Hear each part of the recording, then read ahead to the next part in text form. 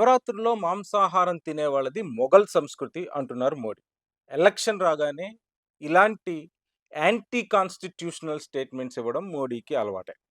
భారత ప్రధానమంత్రిగా ఆయన ఇలాంటి స్టేట్మెంట్స్ అనేక సందర్భాల్లో ఇస్తూ వచ్చారు. అయితే 1980స్‌లో బాల్ ఠాకరే ఇలాంటి ఒక సిట్యుయేషన్ వచ్చినప్పుడు, ఇలాంటి ఒక హేట్రెడ్ స్పీచ్‌ని ఇచ్చినప్పుడు, అప్పుడు ఎలక్షన్ కమిషన్ ఆయన్ని 9 సంవత్సరాల పాటు ఎలక్షన్స్ నుంచి బహిష్కరించింది. కానీ ఇప్పుడు ఆ పరిస్థితులు లేవు. అసలు మోడీ ఈ స్టేట్మెంట్ ఇవ్వడానికి కారణం ఏంటి?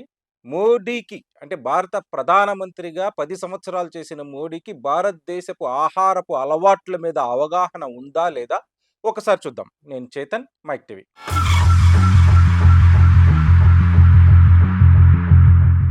బీహార్‌కి చెందిన ఒక నాయకుడు హెలికాప్టర్‌లో జర్నీ చేస్తూ ఫిష్ అంటే చేపలు తినే ఒక వీడియోని పోస్ట్ చేసినప్పుడు, దానికి వ్యతిరేకంగా భారతదేశాన్ని పాలిస్తున్న మోడీ గారు నవరాత్రుల్లో మాంసాహారం తినే అలవాటు మొఘల్ సంస్కృతిది అని విమర్శించారు.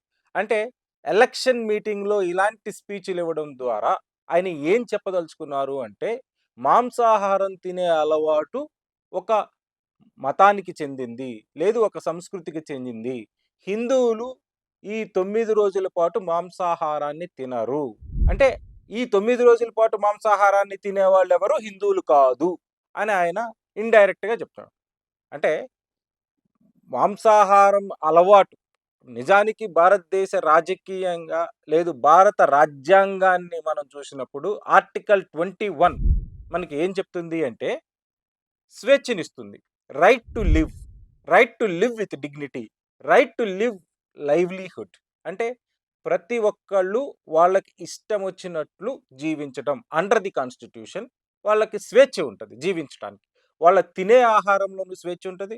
వాళ్ళు ఎక్కడ నివసించాలి అన్న దానిలో వాళ్ళకి స్వేచ్ఛ ఉంటుంది.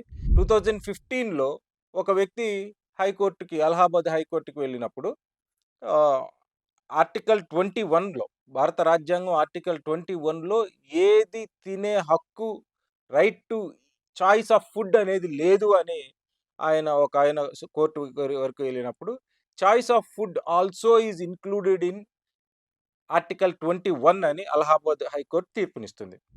ఇది తినొచ్చు, ఇది తినకూడదు, ఈ రోజుల్లో మాత్రమే ఇది తినాలని రాజ్యాంగంలో ఎక్కడ రాసలేదు. అయితే ఇక్కడ మోదీ గారు చేస్తున్న పనేంటంటే, నిజానికి అది రాజ్యాంగంలో లేదు కానీ, ఆ టైంలో తిన్నారు అంటే అది వాళ్ళ స్వభావానికి, వాళ్ళ మనస్తత్వాన్ని మనకి అర్థం చేసుకునేలా చేస్తుంది అంటున్నారాయన. ఏ మనస్తత్వం గురించి ఆయన మాట్లాడుతున్నారు? ఆ 9 రోజులు. నవరాత్రుల్లో 9. ఈ నవరాత్రులు దేవీ నవరాత్రులు గాదు. ఈ నవరాత్రులు ఉగాది నుంచి శ్రీరామనవమి మధ్య జరిగే నవరాత్రులు. అంటే ఈ నవరాత్రులు దక్షిణ భారతదేశంలో వీటిని సీరియస్‌గా కన్సిడర్ చేస్తారన్న అభిప్రాయం నాకైతే లేదు. నిజానికి మోదీ గారికి ఆహ్, ఈ స్టేట్మెంట్ ఇచ్చిన తర్వాత బెంగాల్ నుంచి, బీహార్ నుంచి, నార్త్ ఈస్ట్ నుంచి అనేక ప్రాంతాల నుంచి తీవ్రమైన వ్యతిరేకత వచ్చినట్లు మనకు కనిపిస్తుంది. ఎందుకంటే బెంగాలీ ఆహారపు అలవాట్లు మోదీ గారికి తెలీదు. నార్త్ ఈస్ట్‌లో ఏం తింటారో మోదీ గారికి తెలీదు. దక్షిణ భారతదేశంలో ఏం తింటారో మోదీ గారికి తెలీదు. బీహార్‌లో కల్చర్ ఏంటో మోదీ గారికి తెలీదు. ఇంక ఏ దేశాన్ని ఆయన పాలిస్తున్నారు? ఏ దేశానికి ఆయన ప్రధానమంత్రిగా ఉన్నారు? India is a divorced country. అంటే ఇక్కడ భిన్న సంస్కృతులు, భిన్న సంప్రదాయాలు, ఆహారపు అలవాట్లు అనేకమైన ఉన్నాయి. ఒక దళితుడిగా నేను మాట్లాడాలంటే, ఒక దళితుడిగా ఆహా మీరు చేసిన స్టేట్మెంట్‌కి దళితులు ఎవరు హిందువులు కాదు అని మీరు డైరెక్ట్‌గా మీరు ప్రకటించినట్లు ఇవాళ అవుతుంది. దళితులు తినే ఆహారం ఏంటి? మహర్లు గాని, చెమర్లు గాని, జాతవాలు గాని, వాల్మీకులు గాని, ఆది ద్రావిడులు గాని, ఆది హిందువులు గాని, మాదిగలు గాని, అరుంధతీయర్స్ గాని వీళ్ళందరూ తినే ఆహారపు అలవాట్లు ఎక్కడి నుంచి వచ్చినాయి? వీళ్ళందరూ ఏం తింటున్నారు?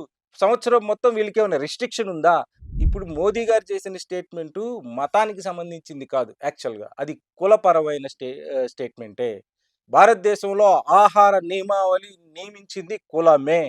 ఆహారపు అలవాట్లు స్వాతంత్రం వచ్చిన తర్వాత మారినియి. రాజ్యాంగంలో స్వాతంత్రం వచ్చిన తర్వాత రాజ్యాంగంలో అందరికీ అన్నీ తినే అవకాశాన్ని దట్ ఈస్ ఏది అన్‌కాన్స్టిట్యూషనల్ కాదు. అంత కాన్స్టిట్యూషన్ పరిధిలోనే మీరు ఏమైనా తినొచ్చు అనే ఒక మనకు ఒక ఆర్టికల్‌ని ఫ్రీడమ్ టు ఈట్ ఆర్టికల్ 21లో రైట్ టు లివ్‌లోనే మనకి ఇయన్నీ వస్తూ ఉంటాయని మనకి తెలుసు. అయితే ఇక్కడ మోడీ గారు ఇచ్చిన స్టేట్మెంట్‌ని డైవర్షనల్ పాలిటిక్స్‌గా గూడా మనం చూడొచ్చు. ఎందుకంటే భారతదేశంలో ఉన్న ఇప్పుడున్న సమస్యలు ఏంటి? భారతదేశంలో ఇప్పుడున్న సమస్యలు ముఖ్యంగా ఎలక్టోరల్ బాండ్ స్కామ్. ప్రధానమంత్రి గారు ఎలక్టోరల్ బాండ్ స్కామ్ గురించి మాట్లాడుతూ అది ఆహ్, సక్సెస్‌ఫుల్ అంటే ట్రాన్స్‌పరసీ తీసుకురావడంలో మేము సక్సెస్‌ఫుల్ అయ్యాము. కానీ అన్నీ మేము తీసుకొచ్చినయన్నీ సక్సెస్‌ఫుల్ అవుతాయని గ్యారంటీ లేదు గాబట్టి, అందులో కొద్దిగా మార్మికత గూడా ఉంది అని ఆయన ఒప్పుకున్నారు. దాని మీద చర్చించాల్సిన టైంలో దాన్ని డైవర్ట్ చేసి హిందూ, ముస్లిం అనే ఒక యాస్పెక్ట్‌ని తీసుకురావడం. నిజానికి ఆహారపు అలవాట్ల మీద కామెంట్ చేయడం అంటే, మొత్తం దళితుల మీద కామెంట్ చేయడమే. నాన్ వెజిటేరియన్ తినేవాళ్ళంతా హిందువులు కాదు అని మోదీ గారు చెప్పదలుచుకున్నారా?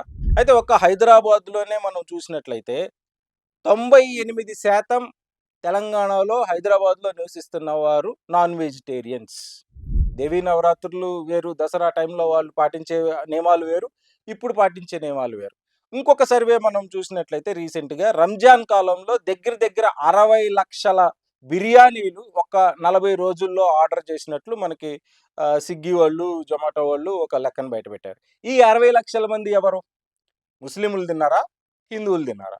మోడీ గారు ఎందుకు ఈ స్టేట్మెంట్‌లన్నీ ఇస్తున్నారు? 10 సంవత్సరాలు పాలించిన ఏ ప్రధానమంత్రి అయినా, నేను 10 సంవత్సరాల్లో ఇవి చేశాను, దీన్ని ఆధారంగా నాకు ఓట్లేయండి అని అడగాల్సిన ప్రధానమంత్రి ఈ టైంలో ఎందుకు ఈ డైవర్షనల్ పాలిటిక్స్ చేస్తున్నారు? కాన్స్టిట్యూషన్, కరప్షన్ అసలు మోదీ గారు 2014లో యాంటీ కరప్షన్ మీదే ఆయన అధికారంలోకొచ్చారు. మతం గూడా అప్పుడు ఆయన ప్రయారిటీ గాదు. యాంటీ కరప్షన్ అప్పుడు లోక్పాల్ బిల్లు అరవింద్ కేజ్రీవాల్ గారు, అన్నా హజారే గారు లోక్పాల్ బిల్లు కోసం కరప్షన్, యాంటీ కరప్షన్ బిల్లు కోసం పోరాటం చేసి కాంగ్రెస్‌లో ఉన్న కరప్షన్ మొత్తాన్ని ఎండగట్టితే దానికి వచ్చిన వ్యతిరేకతతోనే మోదీ గారు ప్రధానమంత్రి అయ్యారు. అంటే అప్పుడు ఆయన ఒక స్టేట్మెంట్ 15,00,000 ప్రతి అకౌంట్‌లో ఏస్తాను. కరప్షన్ మనీని వెనక్కి తీసుకొస్తాను. అది అని ఆయన చెప్పి ఆయన భారతదేశానికి ప్రధానమంత్రి అయ్యారు. ప్రధానమంత్రి అయిన తర్వాత ఆయన చేసిన ఈ 10 సంవత్సరాల్లో ఆయన చేసిన యాక్టివిటీస్, అన్‌ఎంప్లాయ్‌మెంట్ గురించి, ఆయన నిరుద్యోగ సమస్య ఎంత పెరిగిందనే విషయాన్ని భారతదేశంలో చర్చిస్తున్నప్పుడు ఆహారపు అలవాట్లు ఎందుకు తీసుకురావాల్సి వచ్చింది? ఈ దేశంలో కోవిడ్ టైంలో అనేక ప్రాంతాల నుంచి, ఒక ప్రాంతం నుంచి కొన్ని వందల కిలోమీటర్లు, కొన్ని వేల కిలోమీటర్లు పాదాలతో బొబ్బలు గట్టిన నడుస్తూ ఒక ప్రాంతం నుంచి ఇంకొక ప్రాంతానికి నడి ఎండలో చేతులన్నీ కాలిపోయి, కాళ్ళన్నీ కాలిపోయి బొబ్బలు గట్టినప్పుడు వారంతా ఏ ఏ మతానికి చెందినవారు? వారు హిందువులు కాదా? అది ఎందుకు మోదీ గారు గూడా నేను కోవిడ్ టైంలో ఇంత చేశాను, మీ ఎవరికి కష్టం రాకుండా చూసుకున్నాను కాబట్టి నాకు ఓట్లేయండి అని అడిగే పరిస్థితి లేదు. మీరు తినే అలవాట్లను బట్టి, మీరు నాన్ వెజిటేరియన్ అయితే, మీరు మొఘల్ సంస్కృతికి చెందినవారు. మీరు ఆహ్, మీరు తినే ఆహారాన్ని బట్టి ఎందుకు ఓట్లు అడగాల్సి వస్తుంది? ఇక అన్‌ఎంప్లాయ్‌మెంట్, నిరుద్యోగ సమస్య గురించి మాట్లాడాల్సొస్తే ఈ 10 సంవత్సరాల్లో ఎంత ఎన్ని ఉద్యోగాలిచ్చారు? ఎంత శాతం ప్రైవేటీకరణ చేశారు? ఈ ప్రైవేటీకరణ చేసిన దానికి ల మిగతా జాబులన్నీ ఏమన్నా నోటిఫికేషన్‌లేసారా? ఈ ఈ సమస్యల్ని ఏమన్నా ఇండస్ట్రీస్‌ని పెట్టి ఉపాధి కల్పించారా? ఈ సమస్యలేమి అడ్రెస్ చేయకుండా మోదీ గారు ఎందుకు కంటిన్యూయస్‌గా స్టేట్మెంట్‌లిస్తున్నారు? నిజానికి బాల్ ఠాకరేని ఆహ్, ఒక శివసేనకు చెందిన ఒక అభ్యర్థికి సపోర్ట్‌గా ప్రచారం చేస్తున్నప్పుడు బాల్ ఠాకరే ఒక స్టేట్మెంట్ ఇచ్చారు. హిందూయిజం బతకాలి అంటే శివసేన అభ్యర్థిని ఎంచుకోండి. హిందూయిజం అసెంబ్లీలోకెళ్ళాలి అంటే, హిందూ అభ్యర్థి అసెంబ్లీలోకెళ్ళాలంటే శివసేనకు ఓట్లేయండి అని ఒక స్టేట్మెంట్ ఇచ్చారు. అప్పుడు ఎలక్షన్ కమిషన్ ఆ స్టేట్మెంట్‌ని మతోన్మాద స్టేట్మెంట్‌గా స్వీకరించి ఒక ఒక మతాన్ని భారతదేశంలో ఏ ఎలక్షన్‌లో మతోన్మాదంగా ప్రచారం చేయకూడదు, అందరూ సమానమే అనే ఒక దీంతో ఆయన 9 సంవత్సరాలు బహిష్కరించారు ఎలక్షన్ నుండి. మరి అదే పరిస్థితి ఈరోజు ఎందుకు లేదు? Election commission of India Modi గారి స్టేట్మెంట్‌లని ఏదైనా ఎందుకు మనం సీరియస్‌గా తీసుకోలేకపోతుంది? అంటే ఇండియా ఈస్ చేంజింగ్.